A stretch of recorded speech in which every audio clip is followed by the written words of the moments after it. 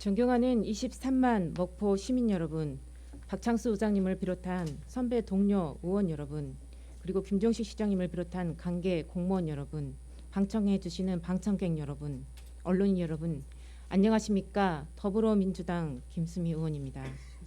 질문에 앞서 코로나19 확산 방지를 위해 헌신하고 계신 공직자 여러분, 현장에 계신 의료진 여러분, 생활이 힘들어진 자영업자 여러분, 일상을 잃어버린 모든 시민분들께 먼저 죄송하고 감사하다는 말씀을 드립니다. 모두가 지치고 힘든 상황이지만 함께 힘을 모아 이겨낼 수 있기를 바랍니다. 제가 의원이 되면서 잃지 않은 하나의 초심이 있습니다. 그것은 목포를 사랑하는 마음입니다. 정말 목포를 생각하면 짝사랑하는 사람 마냥 가슴이 뜁니다. 그래서 저는 더 좋은 의원이 되고 싶습니다. 여기 계신 분들도 저보다 목포를 위한 마음이 더 클 거라고 생각합니다. 제가 하는 일이 꼭 옳거나 정답은 아닐 것입니다. 그러나 더 바람직한 방향으로 가기 위한 노력의 과정일 것입니다. 오늘 본 의원은 시정 질문을 통해 목포시의 발전을 위해 개선해야 될 부분이라고 생각해왔던 몇 가지 사항을 질문하고 고민해 보고자 합니다.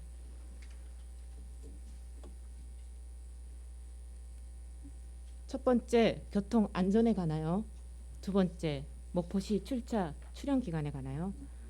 세 번째, 목포 브랜드에 관해서입니다. 먼저 안전도시건설국장님 발언대로 나와주시기 바랍니다.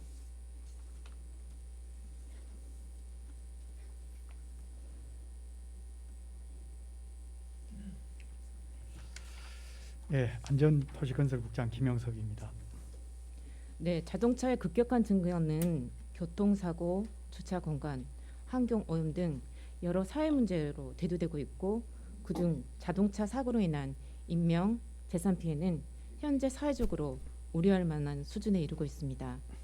우리나라 교통사고 안전 수준을 OECD 가입국과 비교해도 인구 10만 명당 사망자 수는 8.4명, 평균 5.5명보다 1.5배 정도 높고 순위 또한 35개국 중 32위입니다. 최근 정부는 교통사고 사망자 수를 2022년까지 2,000명 이하로 낮추겠다고 목표를 수립하였습니다. 사회 재난인 교통사고 사망자 수를 줄이기 위한 가장 핵심은 지방자치단체에서 관리하는 도로라고 할 수 있습니다. 따라서 지방자치단체의 교통사고 재난 안전 수준을 높이기 위해서는 현재의 도로 교통 안전 관리 체계에 대한 종합적인 분석과 개선 방안 마련이 필요할 것 같습니다. 국장님, 네, 제가 교통 안전에 대해 관심을 가지게 된 것은 일단 하나의 사고를 접하고 나서였습니다. 2020년 9월 13일 상동에서 난 사고가 있었죠. 네, 알고 있습니다. 운전면허가 없는 고등학생들이 이렇게 몰던 이렇게 렌터카와 마주오던 승용차가 이렇게 충돌을 해서 3명이 사망하고 이렇게 4명이 이렇게 중상이 발생한 아주 끔찍한 대형 사고였다고 생각합니다. 네, 그렇습니다. 이 사고는 중앙방송까지 보도가 되면서 큰 파장이 됐는데요.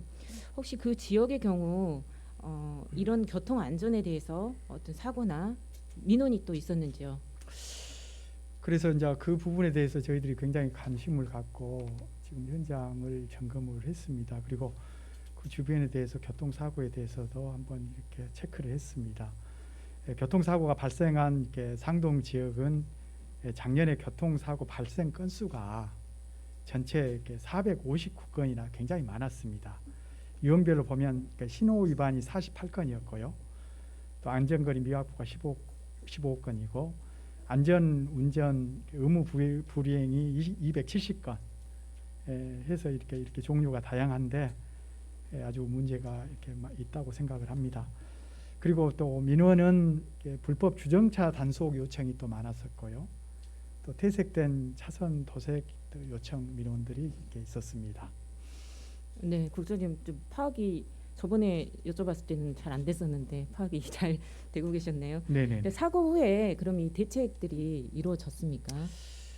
예. 그래서 우리 시에서는 이렇게 사고 이렇게 이후에 지금 렌터카가 문제였지 않습니까? 그래서 렌터카 업체들에게 이제 신분을 확인을 강화해 달라고 이렇게 안내를 또 했습니다. 그리고 교육청에는 또 무면허 운전에 대한 이렇게 위험성을 교육해 달라고 협조 요청도 이렇게 드렸습니다.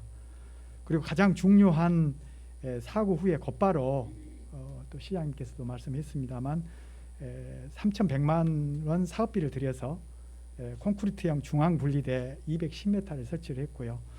그리고 시선 유도봉 171개를 이렇게 교통 안전 시설물도 설치를 이렇게 완료를 했습니다.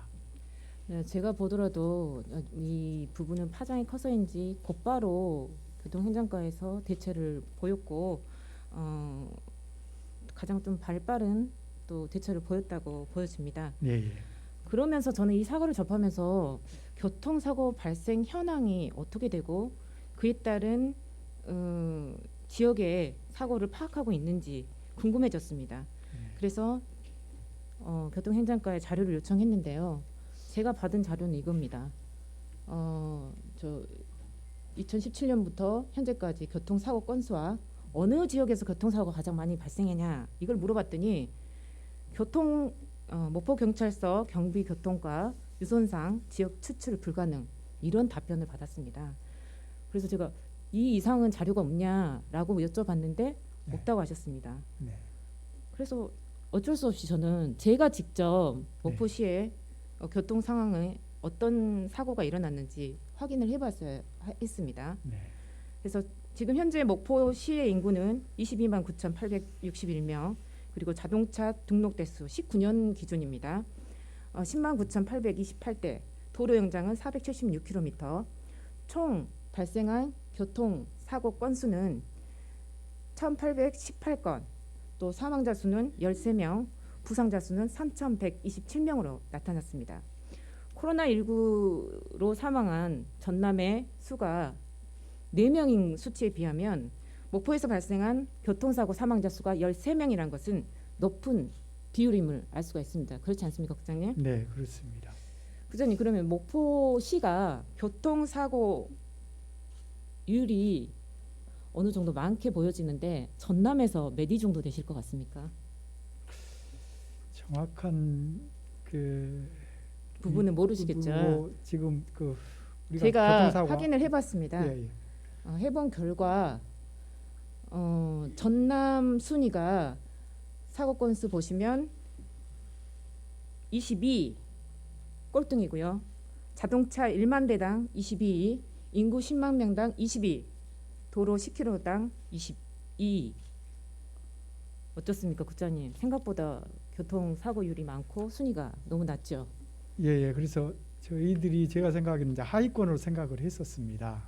그런데 오늘 보니까 22개 시군에서 이제 꼴찌라고 생각하니까 굉장히 이제 부끄럽습니다만 이를 교훈 삼아서 이렇게 앞으로 저희 시에서는 목포 경찰서와 또 도로교통공단 등과 이렇게 협조를 적극적으로 하겠습니다. 그래서 교통사고 많은 지점 개선과 함께 교통시설물 이렇게 보완에도 최선의 노력을 다하겠습니다.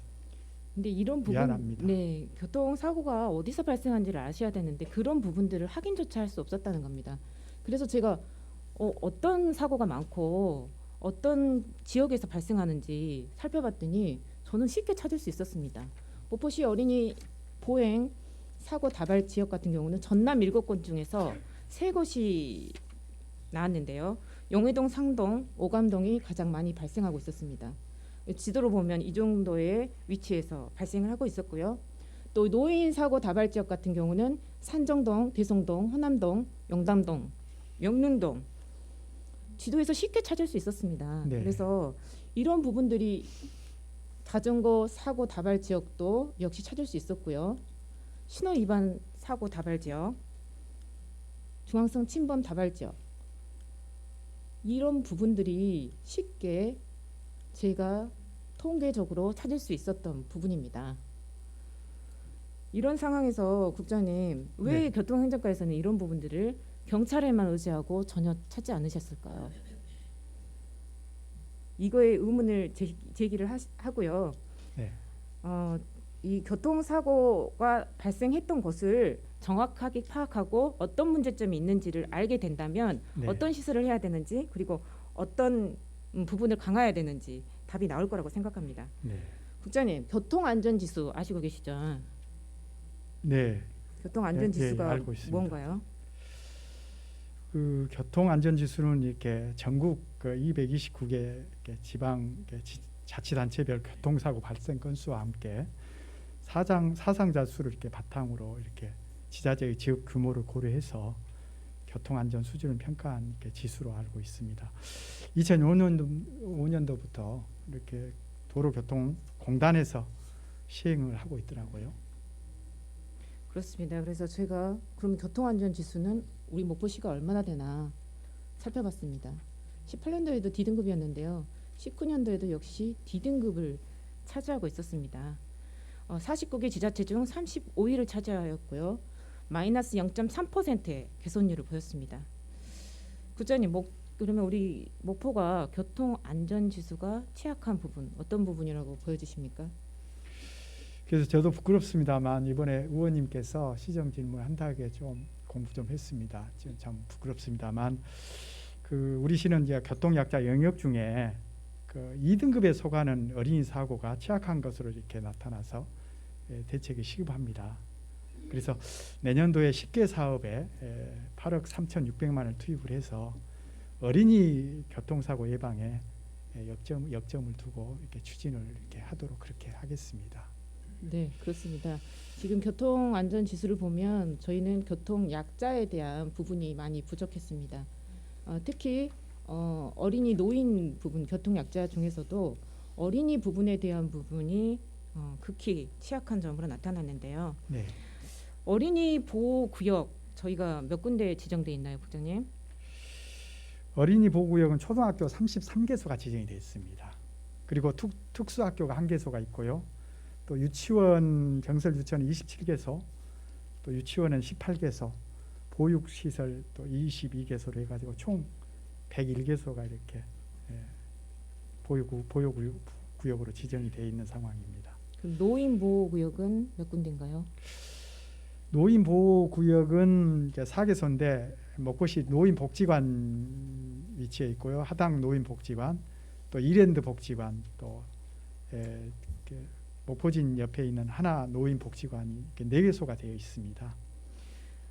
장애인 보호구역은 해당 과가 아니시라서 제가 노인 장애인과에 확인해봤더니 장애인 보호구역은 한 군데도 지정된 곳이 없습니다. 아, 그래요? 지금 어린이 보호구역, 노인 보호구역, 장애인 보호구역 이런 부분들이 정확하게 지정이 돼야 된다고 생각합니다. 그리고 각종 시설물들이 갖춰져야 될 것 같은데요. 민식이법으로 인해서 어린이 보호구역 같은 경우는 이제 앞으로 국비 보조 등으로 계속적으로 시설을 갖출 것으로 보여집니다. 네. 그러나 노인 보호구역 같은 경우는 앞서 그 교통사고 사례에서 보자면 현황을 보면 보도가 없는 갓길에서의 교통사고 발생률이 높았습니다. 그래서 노인 보호구역의 지정도 시급한 것으로 보여졌습니다. 네. 또한 어린이 보호구역, 노인 보호구역, 장애인 노인 보호구역을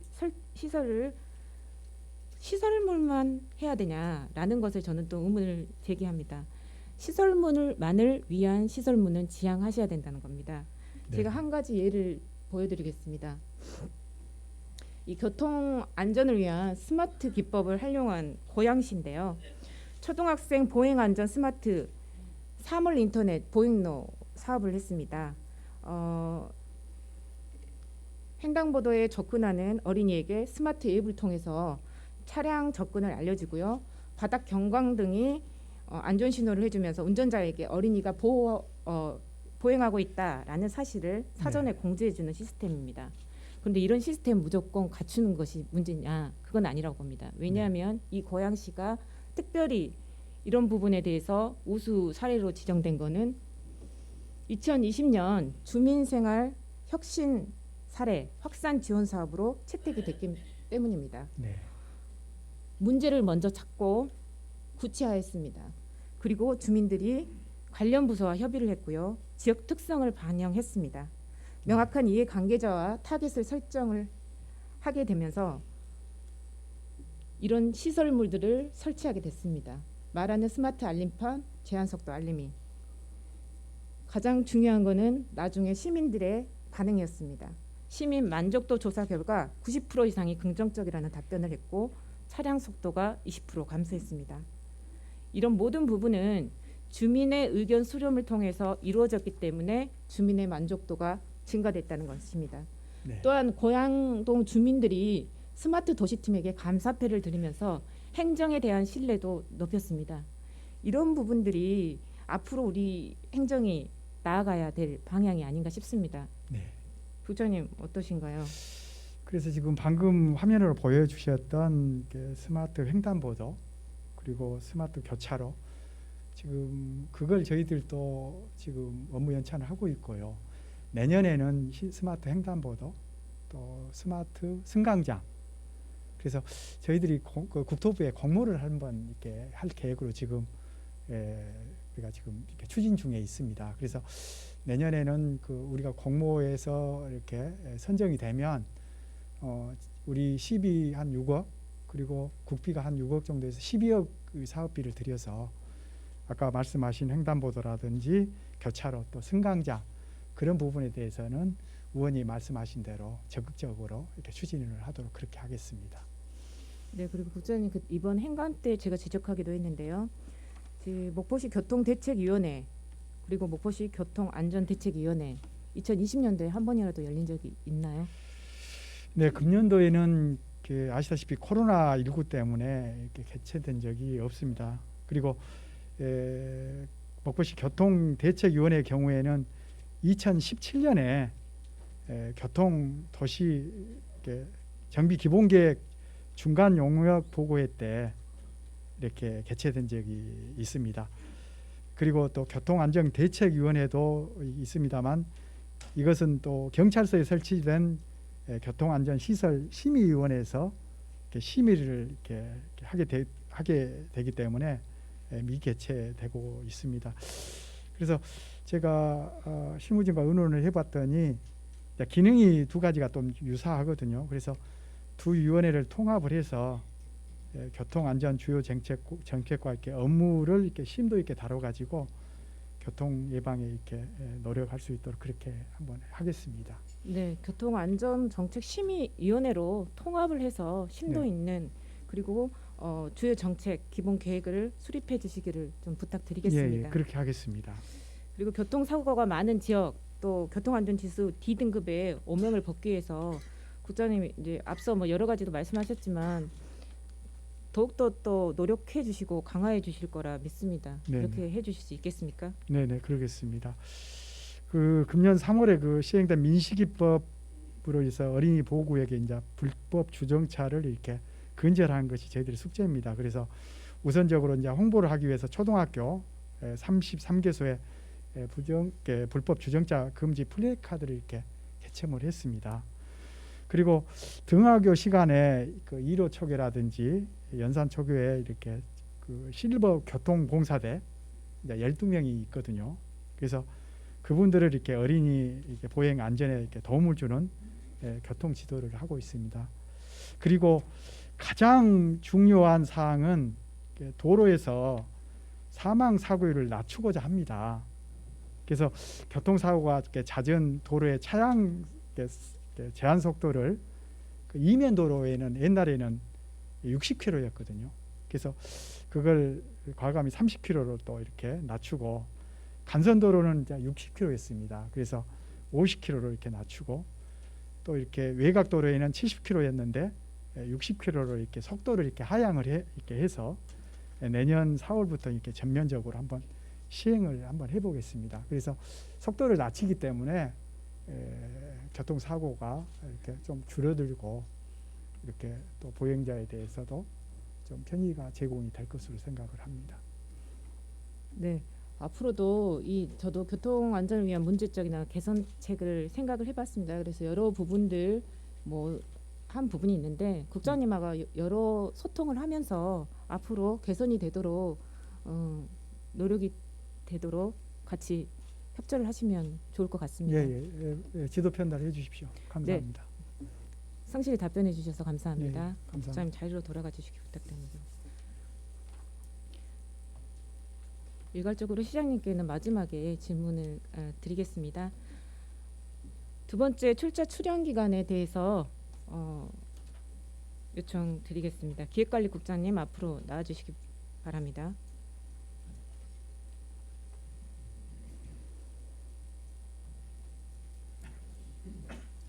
예, 기획관리국장 김기웅입니다. 네, 국장님 출자 출연 기간 잘 아시죠? 예. 혹시 간단하게 설명을 해주시겠습니까? 예, 출자 기관과 출연 기관으로 이렇게 나눌 수가 있는데요. 출자 기관은 이제 지방자치단체가 지역 경제 발전 그리고 주민 소득 증대 등 공공의 목적을 위해서 개별 법령에 따라서 설립하고 출자해서 지분을 갖는 기관을 말합니다.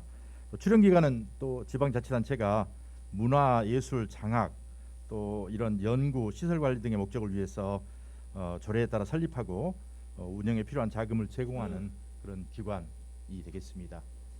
네, 그렇습니다. 출자 출연 기간의 비교를 보면 출자 기간은 영리를 목적으로 하고 출연 기간은 비영리인데 약간의 성격이 다릅니다. 주식회사 재단법인의 성격을 가지고 있고 출자 출연 기간의 목적은 가장 앞서 국장님이 말씀하신 것처럼 주민의 복지를 증진시키고 공익 사업의 특성이 있다고 생각이 됩니다. 그리고 서비스 행정의 충족을 시키는 역할을 가지고 있고요, 목적을. 그리고 시장이 개입하기 어려운 중공공재를 생산하는 그런 역할을 하는 세의 수입의 증대 목적을 가지고 있습니다. 그러면 우리 목포시에 출자 출연 기간 몇 개 있고 유형이 어떻습니까? 예, 우리 시 출자 출연 기관은 총 9개 기관입니다. 유형별로 말씀드리면은 출자 기관은 목포 대양산단이 있습니다. 출연 기관은 나머지들이 이제 출연 기관이 되겠는데요.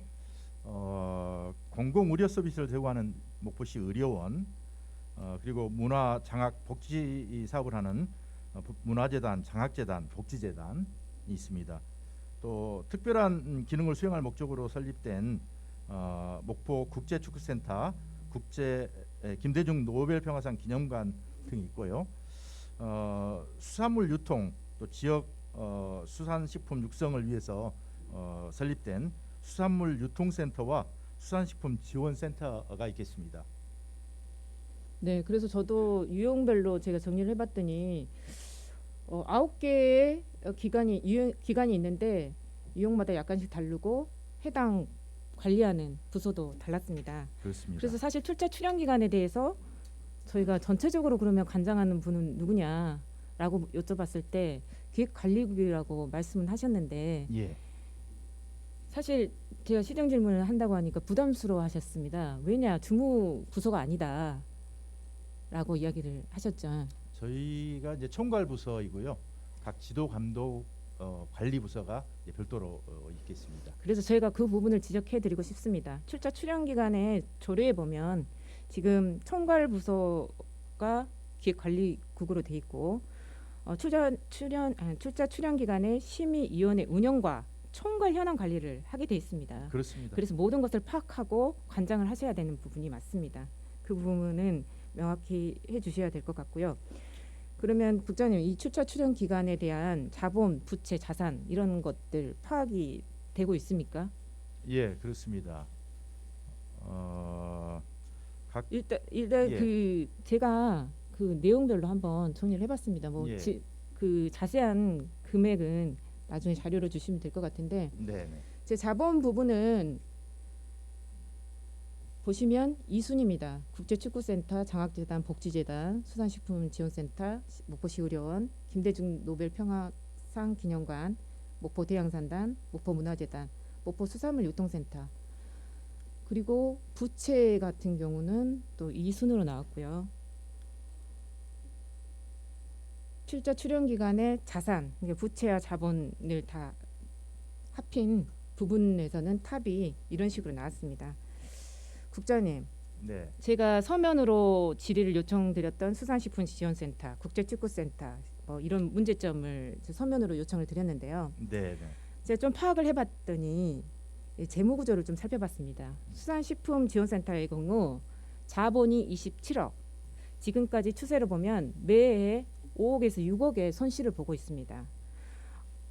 만약에 일반 기업으로 친다면 이제 우리 수산식품지원센터는 5년 내에 자본 잠식 현상이 일어나는 상황입니다. 또한 국회 예산처에서도 어떤 지적을 하셨냐면요. 정부가 추진 중인 수산식품 산업거점단지 조성 사업을 점검했는데 추진 성과와 관리가 미흡하다라고 지적했습니다.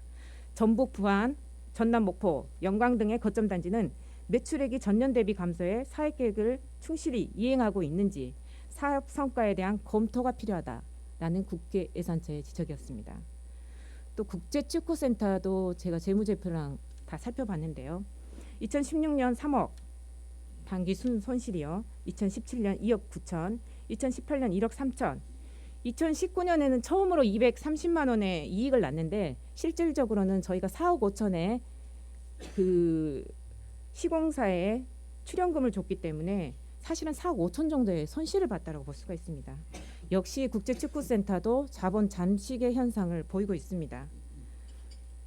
이런 자본 잠식의 현상이 보이고 있는 출자 출연 기간, 부장님 어떻게 판단하고 계십니까? 네, 그렇습니다.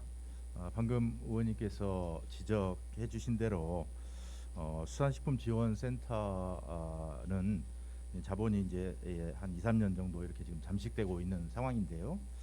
이를 개선하기 위해서 저희들도 다각적으로 이제 경영 개선에 노력하고 있습니다. 특별히 이제 금년도에는 어묵 또 김 공모 사업으로 선정되어서 이제 수산식품 브랜드 사업에 탄력을 받게 돼서 이제 본격적으로 추진할 예정으로 있고요. 또 2015년에 개소한 그 수산식품 지원센터 그 내에 R&D 또 기업 지원 이런 부분들을 통해서 이제 성장을 하고는 있습니다. 그러나 염려하신 대로 자본 감식 부분에 대해서는 저희들도 더 면밀히 판단하고 또 개선되도록 노력하겠습니다. 출자 출연 기간은 공익적 목적이기 때문에 사실 우리 지역뿐만 아니라 다른 지역의 출자 출연 기간도 자본 잠식의 현상이 일어나고 있습니다. 그러나 문제는 뭐냐? 5억 6억의 손실을 보고 있다면 우리에게 편익을 주는 주민들에게 편익을 주고 있는 5억 6억의 정도의 간접 편익을 계산을 하셔서 의회나 시민에게 보고하고 이 기간이 정말로 있어야 되는 것인지 당위성을 확보를 하셔야 된다는 겁니다. 그런 부분들이 전혀 이루어지지 않고 있기 때문에 이 출자 출연 기간에 대한 의문을 시민이나 의원들이 제기할 수밖에 없습니다. 국장님, 그렇지 않습니까? 그 부분에 의원님 말씀에 공감하고요. 저희들 다만 이제 여러 가지 노력들을 하고 있습니다만은 그에 대한 홍보가 좀 부족했다는 면도 겸허히 받아들이면서 하고 있는 사업들에 대해서 더 구체적으로 또 세밀하게 홍보하고 또 저희들 그 사업들이 제대로 추진될 수 있도록 또 관리 감독하도록 하겠습니다. 그리고 시립도서관 같은 경우 저희가 서면 질의 요청을 드렸는데요. 본위원은 항상 접근성에 대해서 문제 제기를 했습니다. 그래서 복합 문화공간으로 거듭나기를 요청을 드렸는데 SOC 그 사업이 들어가면서 그대로 도서관으로 지금 현재 운영 중이고 있습니다. 그런데 시민들도 저랑 같은 생각을 하셨더라고요. 2020년 11월 5일부터 18일까지 도서관에서 설문조사를 실시했습니다. 설문조사 결과 시민들이 도서관에 대해서 지적한 점은 도서관의 접근성이 떨어진다. 주차장이 협소하다. 평지 주차장이 너무 적다. 이용이 불편하다. 라는 의견을 주셨습니다. 시민과 본 의원의 생각은 비슷했는데요. 시립도서관이 시민 공간의 장이 되기 위해서는 그만큼 다른 어떤 대안이 필요할 거라고 보여집니다. 현재 죄송스럽지만 시립도서관은 혈세를 잡아먹는 공간밖에 되지 않습니다. 또한 시립도서관이 출자 출연 기간에 문화재단에서 관리 감독을 하게 되면서 이게 위탁 기관인지 출자 출연 기관인지 경계도 모호해서 관리 감독도 어려운 실정입니다. 민간 위탁이라고 한다면 민간 위탁에 대한 사무 지침도 부재하다는 겁니다. 그전 이 문제점은 어떻게 보십니까? 우선 그 시립 도서관의 지리적 위치 또 여러 가지 접근성 부분이 어려움이 있습니다. 그래서 시민들 접근 이용도가 좀 낮다는 이런 문제점이 있다고 봅니다. 이를 개선하기 위해서 지금 2018년부터 주민 친화적인 리모델링 사업을 지금 추진하고 있는 상황이고요. 또 19년부터는 이제 차별화된 프로그램들을 위해서 여러 가지 다양한 시책들을 벌이고 있습니다. 그러나 근본적인 문제가 해소되는 부분들은 또 다각적인 또 그와는 또 별도로 검토돼야 할 사항으로 보고 있습니다. 네, 앞으로 더욱더 시민들하고 소통을 통해서 대안을 마련해 주시기를 부탁드리겠습니다. 네, 그렇게 그리고- 하겠습니다. 네, 전체 그 출자 출연 기간에 대해서 목포시가 주는 예산을 저도 한번 모든 사업과 인건비 그리고 보조금 등을 정리를 해봤었습니다. 그런데 이게 알지 못하는 곳에서 또 예산이 주고 이런 부분들이 있더라고요. 국장님, 혹시 예. 출자 출연 기간에서 우리가 총 목포시에서 주고 있는 총 예산 파악하셨습니까?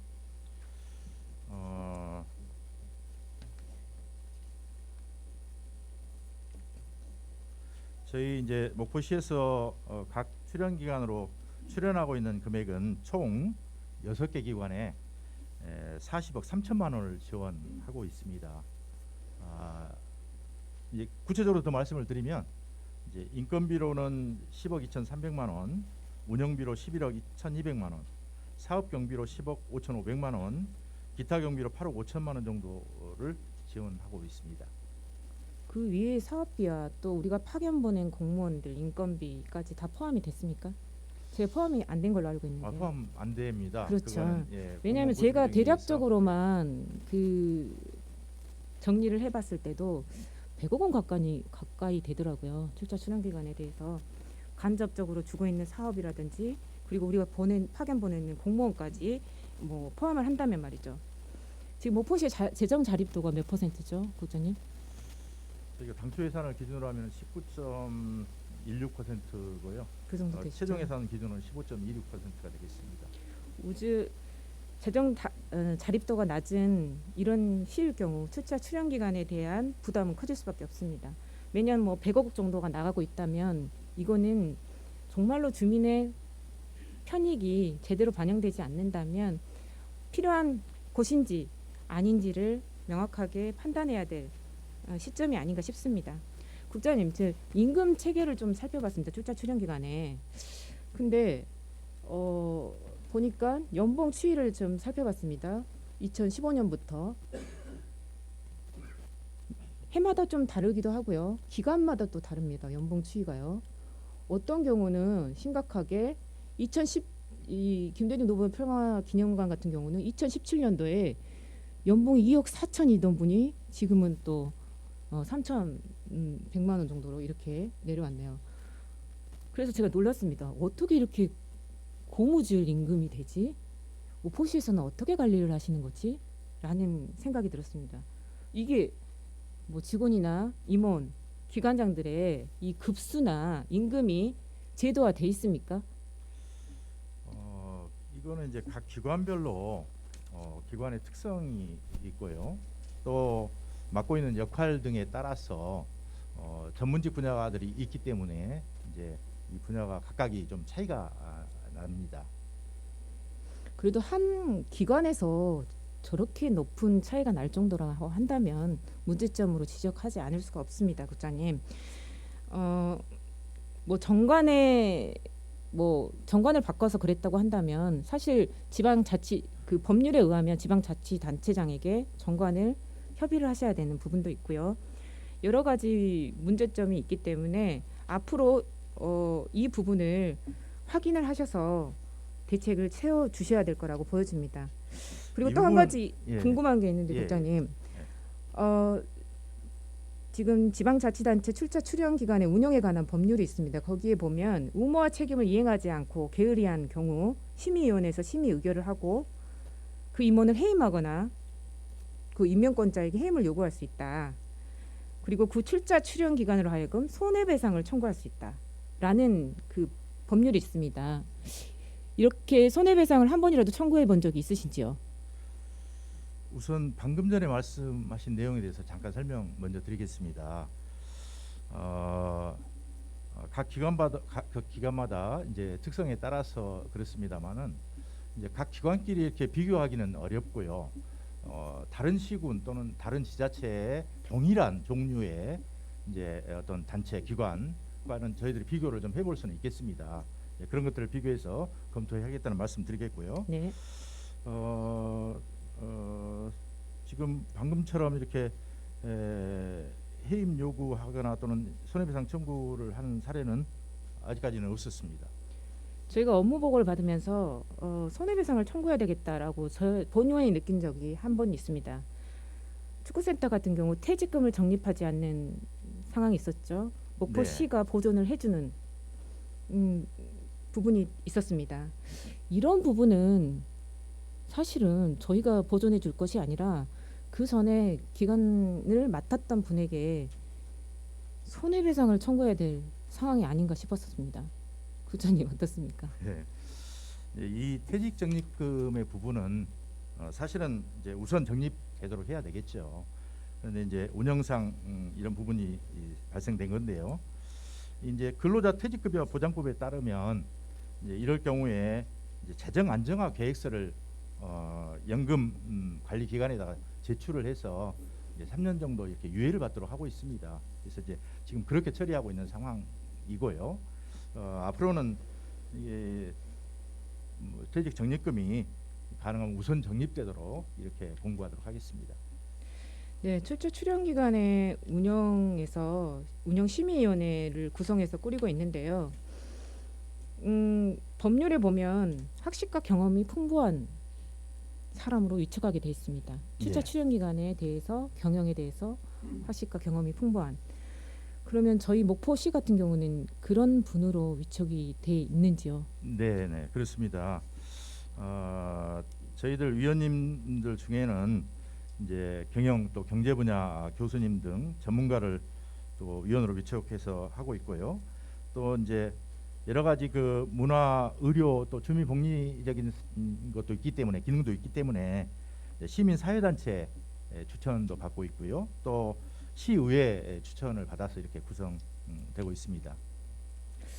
출처 출연 제가 제 위원들을 봤을 때 그분들이 명망이 없다거나 그런 부분은 아닌데요. 출처 출연 기관의 경영 성과를 판단하기에는 부족하다라고 말씀드리고 싶습니다. 그리고 지금 출처 출연 기관 같은 경우 이런 그 위원들뿐만 아니고 조례에 보면 경영 진단을 전문기관이나 법인에 위탁할 수 있다라고 되어 있습니다. 그러면 저희는 이런 것을 실시한 적이 있는지요? 그 지방자치단체 출자 출연기관 운영에 관한 법률에 따르면 이제 매년 평가를 하고 평가 결과 5년 이상 단기 순손실이 발생될 경우에 이제 경영 진단을 하도록 이렇게 제도화되어 있습니다. 저희들은 아직까지는 이제 그런 사례는 없습니다. 저는 전문적인 기관과 법인에 좀 위탁을 할 수 있어야 된다라고 생각이 되는 게 제가 그 경영 평가에 대한 뭐 구체적인 이런 평가를 살펴봤을 때 문제가 뭐냐? 2018년도에 낮았던 점수가 2019년도에도 똑같이 낮습니다. 이건 무엇일까요? 경영 평가를 하고 나서 그 결과에 대한 환류가 되지 않는 거죠. 이런 부분에서 앞으로 다음에 낮았다면 그 다음에는 나아져야 되는 거고 이런 부분들이 적용이 되지 않았다는 겁니다. 그래서 일원화된 전문기관의 경영 실적, 위탁 이런 부분들이 이제는 필요하다라고 생각이 됩니다. 부장님, 그 출자 출연 기관의 그 장애인 고용 비율 혹시 좀 살펴보셨는지요? 네네. 저희들 이제 출자 출연기관 현원이 지금 307명이 되는데요. 이 중에서 장애인은 2명입니다. 그래서 굉장히 지금 미흡한 실정이 네, 있습니다. 제가 1년 전에 사실은 이 부분에 대해서 질문을 했는데 자료를 요청했는데 자료가 안 오시더라고요. 그래서 아무도 취업이 안 됐나 보다, 장애인 고용 비율이 없나 보다라고 생각을 했습니다. 그리고 상위직 여성 비율 있습니까? 예, 그렇습니다. 이제 관리자 비율이 약 20.9%, 약 30%, 21% 정도 되겠습니다. 21%이죠. 그러나 그 센터장이나 이런 부분에서는 여성 비율이 없죠. 네. 네. 제가 여러 가지 좀 질문을 드려서 국장님도 좀 공부가 되지 않으셨나 싶습니다. 제 출자 출연 기간에 대해서 혹시 쭉 이야기를 나누다 봤을 때 문제점이라고 생각되는 점 있으신지요? 아까도 의원님께서 이제 지적해 주셨던 바와 같이 이제 일부 센터의 경우에 이제 당지 순손실이 발생하고 있다는 점, 그 다음에 이제 국제축구센터 같은 경우는 이제 지금 현재 손실이 더 많이 발생되지는 않고 있습니다만, 그러나 수지가 마이너스라는 점, 그다음에 이제 도서관의 경우에 이제 시민 접근성의 문제, 뭐 이런 문제들이 같이 있겠습니다. 네, 출자 출연 기간의 문제점은 뭐 여러 가지가 있습니다. 그 중에서 저는 종합적으로 관리하는 기관이 없어서 관리 사각지대에 놓인 상황이라고 생각이 됩니다. 그래서 기획관리국에서 앞으로 더욱더 종합적으로 관리하는 기관이 될 수 있도록 노력해 주시길 부탁드리고요. 그리고 개선책은 제가 본 내용으로 했을 때 파악한 내용입니다. 자본 잠식이 일어나고 있기 때문에 최소한의 수지 균형을 맞출 수 있도록 정량화된 간접 편익을 의회와 시민들에게 보고하고 당위성을 확보해 주실 것, 그리고 예산 편성의 공통 기준을 마련해 주시라는 겁니다. 임금 체계 문제라든지 규모에 맞는 급수, 큰 규모의 출자 출연 기간은 그거에 맞는 사업과 이런 부분들이 다 체계를 갖춰야 된다는 겁니다. 또 실질적 전문화된 경영 평가를 하고 이에 대한 환류가 되도록 해주시고요. 장애인 고용 비율, 그리고 여성 상위 직급 비율을 늘려야 된다는 겁니다. 또 관리 감독의 의지를 위한 출자 출연 기간의 조례와 민간 위탁 관련 조례를 전면적으로 개정해야 될 것. 제가 출자 출연 기간을 보면서 느끼고 개선해야 될 점이라고 생각이 됩니다. 국장님, 이 부분에 동의하십니까? 네, 의원님께서 다양한 고언을 주신 것에 대해서 감사드리면서 저희도 더 적극적으로 노력하도록 하겠습니다. 네, 성실히 답변해 주셔서 감사합니다. 국장님 자리로 돌아가 주시기 바랍니다. 시장님, 저 질문 드리겠습니다.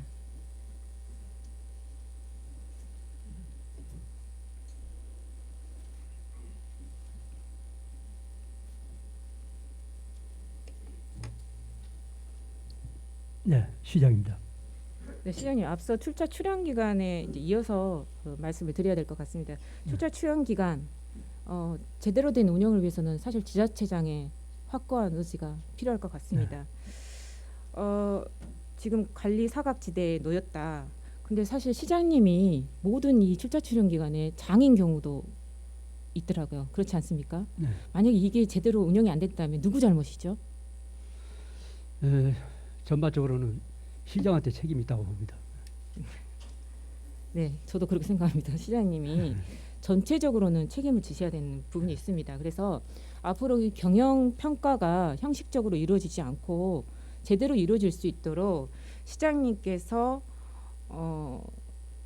관리 감독을 제대로 하실 수 있는지요. 또 임명만 해놓고 알아서 해라 하고 방치하지 마시고 제대로 적극 개입을 하셔서 명확하게 시민들에게 공익성을 확보할 수 있게 해줄 수 있는지요.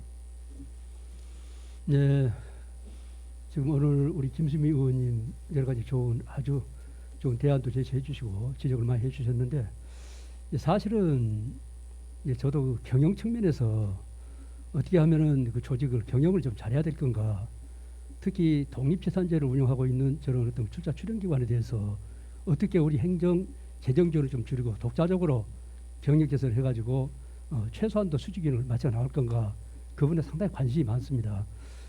제가 이제 부임해가지고 제일 관심을 많이 갖고 있는 분야 중에 하나가 아까 우리 김주부님 지적했듯이 지금 수산식품지원센터, 또 우리 이런 부분들인데 사실은 이런 부분에 대해서 어떻게 또 의료원 이런 부분에 대해서 잘못하면은 이 경영 수지 면에서 상당히 악화될 우려가 있는데 상당히 제가 관심을 가지고 직접 제가 챙겨봤습니다. 근데 사실은 시간이 그렇게 많지는 않지만은 사업 계획을 수립할 때 예산 편성을 할 때 지나칠 정도로 제가 조금 꼼꼼하게 챙겨 나간 편인데 결국에는 이제 관리 감독도 문제지만은 자체 운영할 수 있는 경영 능력을 어떻게 갖추느냐, 그런 조직 인력 구성을 어떻게 하느냐 이런 부분에서 상당히 세밀하게 접근을 해야겠더라고요. 그래서 앞으로 이제 그런 부분을 감안해서 하나씩 관리자부터 좀 이렇게 경영 능력을 갖출 수 있는 마인드를 갖춘 그런 사람들로 차근차근 조치해 나갈 생각입니다. 네. 2021년도 지방 출자 출연 기간 예산 편성 지침을 보면 지방자치단체의 부담을 전가하는 사업 시행을 하지 말라고 돼 있고요.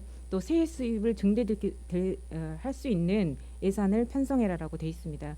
그래서 시장님께서 말씀하신 부분들 개선이 될 수 있도록 그리고 지침에 맞게 예산 편성을 해주시기를 부탁드리겠습니다. 네. 그 앞서 제가 그 교통 안전에 대해서 말씀드렸는데요. 시장님께 그 또 질문을 드리겠습니다. 시장님 아까 교통안전 지수 D등급 또 전남에서 22. 네, 저도 네. 평소에 근데, 짐작을 네. 하고 있었습니다만은 대한민국 네. 도시대상 최우상 수상하셨잖아요. 네. 먼저 축하드립니다. 근데 그 부분에 높은 점수를 받은 게 지속적인 보행 환경 개선 및 자전거 이용 활성화 사업이 높은 점수를 받았다고 들었습니다. 그만큼 이제 보행 환경에 그 시장님의 그 의지는 관심은 높다고 생각을 해도 되겠죠. 네, 사실은 제가 항상 강조했듯이 목포가 앞으로 1000만 관광 도시가 되려고 그러면은 안전이 가장 전제가 돼야 된다. 우리 교통안전 협의할 때도 제가 그런 걸 자꾸 강조를 했는데 사실은 어디 보면 지금 안전 지수가 저렇게 하위로 나온다는 것은 상당히 불안합니다. 사실은 저게 우선 지역의 여러 가지 안전에 관한 것들이 여러 가지가 있지만은 범죄부터 교통까지 다양한 어떤 안전 지수가 있겠지만은 가장 일상화된 것이 교통 안전 지수 아니겠습니까? 그래서 관광도시로 되려면은 관광도시답게 저는 그 안전도시가 전제돼야 되는데 그러려 그러면은 가장 눈에 띄고 일상적인 것이 교통 부분인데 교통 질서 부분이 상당히 중요하지요, 사실은. 그래서 이제 저런 부분을 교통 안전 시설이라든지 교통 안전 관리라든지 여러 가지 측면에서 이제 접근돼야 되겠고 아까 우리 담당 국장께서도 말씀하셨듯이 이런 기본적인 어떤 그런 속도 조절부터 시작해서 김수미 의원님께서 제안해 주셨던 어떤 그런 안전 보호 구역에 이런 스마트 이런 시스템 도입이라든지 이런 것부터 해가지고 저희들이 좀 체계적으로 정말 이렇게 대한민국 도시 대상을 받은 도시답게 이런 부분도 좀 치밀하게 접근해서 하나씩 보완해 나가도록 그렇게 하겠습니다. 네, 그래서 시장님께 부탁드리고 싶은 게 있습니다. 서울시 같은 경우는 어린이의 안전한 등하교를 위해서 교통안전 지도사를 초등학교에 2명 이상씩 배치를 하고 있습니다. 서울시가 매년 이 교통안전 지도사와 통학한 학생과 해당 학부모의 만족도를 조사한 결과 학생 같은 경우는 90% 이상 만족했고요. 학부모는 95% 이상 만족을 보였습니다. 시장님, 모든 엄마들의 바람은 아이들이 안전하게 통학할 수 있는 그 조건입니다. 그리고 이 보행 환경을 개선시키는 거, 보행 약자를 위한 거, 이게 일종의 복지라고 생각이 됩니다. 2018년 7월 18일 시정연설에서 시장님께서 노인 일자리 사업과 연계해서 어린이 안심 등하교 지원 사업 하겠다 하셨죠. 그래서 현재 이루어지고 있긴 하지만 8곳의 그 초등학교에서 운영은 하고 있습니다. 그러나 그 교통안전 지도사는 조금 다른 부분이라고 생각됩니다. 시장님, 앞서 국장님께서 어린이 보호구역은 101개소라고 이야기를 했습니다. 초등학교는 33개소입니다. 이 33개소에 교통안전 지도사 2명 정도 배치해 주실 수 있습니까? 아주 좋은 제안 해주셨습니다. 사실은 우리 도시 구조가 교통 부분에 대해서 우리 목포시가 상당히 좀 취약합니다. 사실은 면적은 좁고 인구는 많고 자동차 대수는 많고 또 원도심 형태로 많이 구성되어 있기 때문에 교통 여건 자체가 대단히 취약하고 뭐 그런 여러 가지 복합적인 요인에 의해서 우리가 이렇게 도시 안전 지수가 좀 이렇게 분명히 이렇게 되지 않느냐라고 생각을 하면서 저도 처음 취임해서부터 교통 질서, 주차 단속 이런 부분에 대해서 상당히 좀 강도 높은 천만 도시에 맞는 이미지에 맞는 그런 어떤 교통 질서 확립해야 된다라고 상당히 강수를 좀 뒤기는 뒤썼는데 결과적으로는 별로 그렇게 좋은 점수를 못 받은 것 같아서 한계는 인정하면서도 더 노력을 좀 많이 해야 되지 않느냐 하는 생각을 해보면서 가장 중요한 아기들, 어린이들과 안전 부분에 대해서 우리 의원님께서 좋은 말씀을 해주셨는데 교통안전 지도사 이 부분은 저희들 예산이 좀 많이 들어갈 것 같아요. 그래서 한 네, 제가 학교에 해보니까 4억 5천 예, 580만 원 정도 소요됩니다. 예, 이거 그래서 해 주실 수 있습니까? 그래서 대답 안 해주시면 안 돌려보내겠습니다. 그래서 결국에는 약속해 주십시오. 모든 이런- 엄마들의 바람입니다. 예, 이렇게 한번 저희들이 검토를 한번 시장님, 해볼게요. 학부모들이요 지금 네. 맞벌이 부부이다 보니까 교통봉사를 나가야 됩니다. 엄마들이 나가기가 정말 어렵습니다. 네. 시장님께서 정말 이 초등학교에 딱 2명만 배치해 주셔도 시장님이 학부모들의 마음을 헤아려서 하신 거라고 생각하고 시장님의 팬이 되실 겁니다. 진짜 그거는 제가 예, 네 장담 예, 드리겠습니다. 예, 좋은 생각이고요. 저희들이 한 학교에 2명씩을 못하면은 단계적으로 1명씩 하면서 우리 교통안전 봉사 단체들 있지 않습니까? 뭐 그분들도 좀 활용할 수 있으면 같이 좀 병행해서 좀 이렇게 좀 학교에서부터 등하굣길에 안전하게 할 수 있도록 체계적 말고 한 번에 33개소 해 주십시오. 2명 다 약속해 주십시오. 예, 한 학교에 2명씩이요. 네, 예. 한 학교에 2명씩 배치해 주십시오. 예, 예, 약속해 주실 수 있겠습니까? 그렇게 노력을 할게요. 노력 말고 해 주시는 걸로. 예, 네, 알겠습니다. 해 주신다고 방금 답변을 받았기 때문에 모든 시민들께서 확인을 해 주시기 부탁드리겠습니다. 감사합니다. 마지막으로 목포시 브랜드에 관해서 시간이 없는 관계로 좀 짧게 질문을 해야 되긴 할 것 같습니다. 시장님, 관광 거점, 맛의 도시, 항구 도시, 평화 경제 중심, 슬로시티, 근대 역사 문화. 저는 이 모든 아이템에 수산식품이 있다라고 생각이 됩니다. 시장님께서 2020년 11월 25일 시정연설에서 김과 어묵을 간판 상품화하겠다. 정말 저는 취지에 공감합니다. 이 브랜드에 대해서 좀 질문하겠다고 하니까 그 슬로건은 기획관리국이고 슬로시티 맛의 도시는 관광문화체육국이고 수산식품은 경제산업국이고 근대 역사문화는 도시사업발전단이다. 그래서 다 답을 못 하신다고 해서 시장님에게 여쭤볼 수밖에 없었습니다. 시장님, 이제 이 코로나 시대가 지금 계속 되면서 이제는 식품의 소비가 증가되지 않습니까? 가정에서도 그렇고. 그래서 포스트 코로나에 적합한 제품과 판매 전략이 필요하고 그 중심에 우리 수산식품이 있다고 저는 생각합니다. 그러나 수산식품에 대한 명확한 철학이 없었다라고 생각이 되는데요. 앞서 수산식품 지원센터 같은 경우 제가 지어질 때부터의 고민이 없었기 때문에 햇삽 시설이 되지 않았던 점 지적을 했습니다.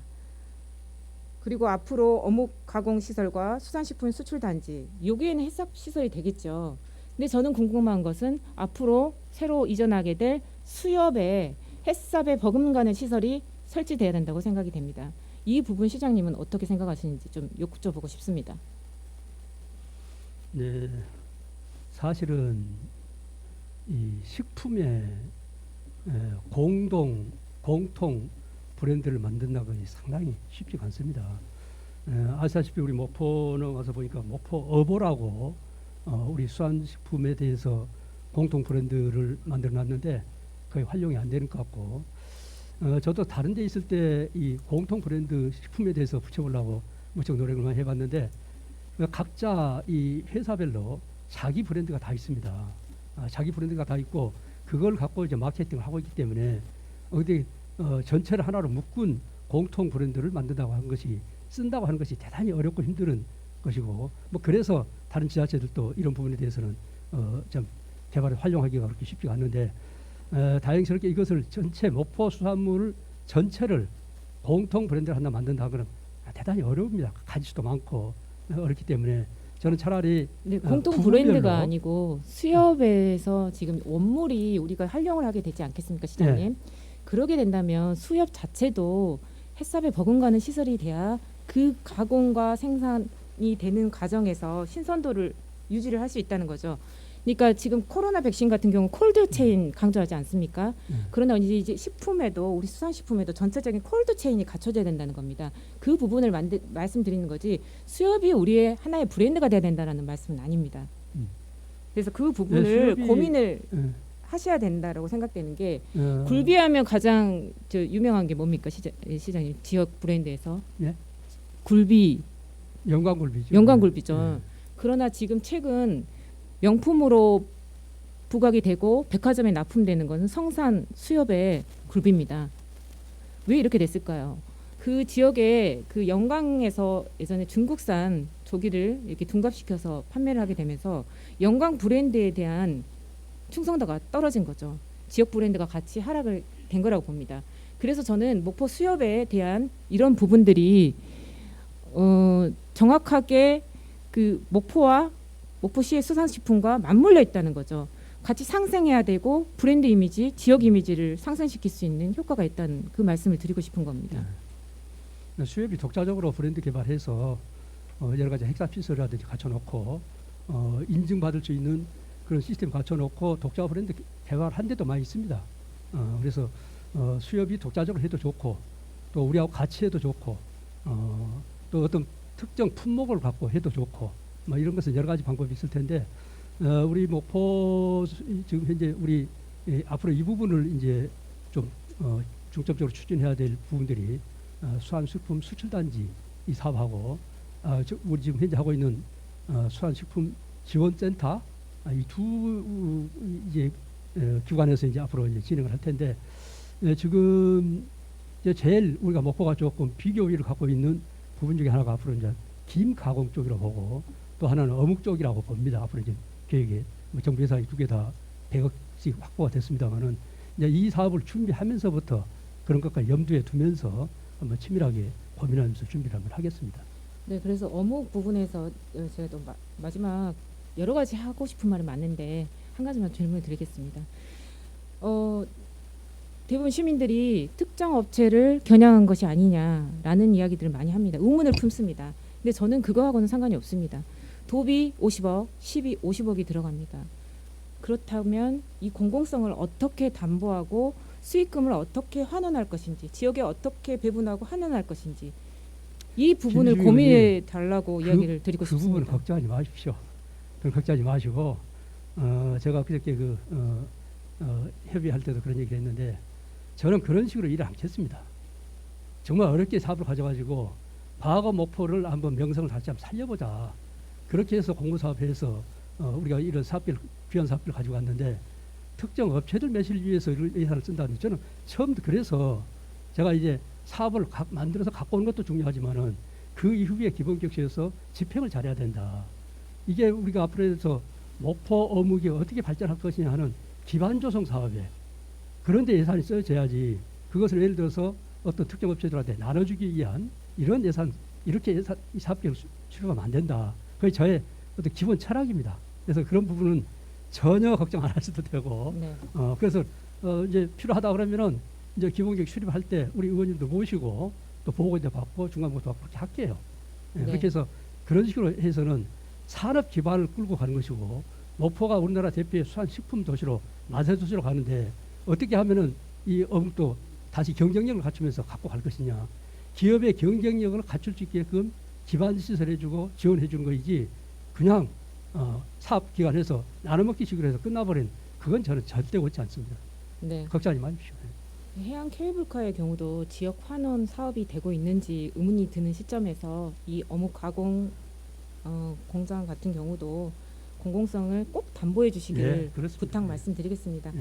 목포의 먼 미래를 위해서 실장님께서 전체적으로 관장하시는 부분이기 때문에 꼭 우리 목포 도시에 맞는 그 브랜드를 창출해 주시고 네. 노력해 주시기를 부탁드리겠습니다. 네, 성실히 답변해 주셔서 감사드립니다. 감사합니다.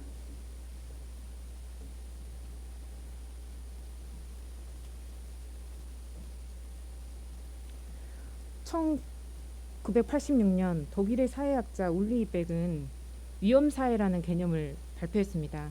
사회가 발전되면 될수록 근대화에 따른 위험 요소가 사회 전반에 포진될 수밖에 없으며 이에 따라 궁극적으로 안전의 가치가 평등의 그것보다 중요하다. 제가 작년 시정 질문에 공평과 평등에 대해 이야기를 했습니다. 그러나 코로나19로 인해 평등보다 안전과 생명이 중요해져 버린 오늘의 가치를 다시 한번 되돌아보며 시정 질문을 마치겠습니다.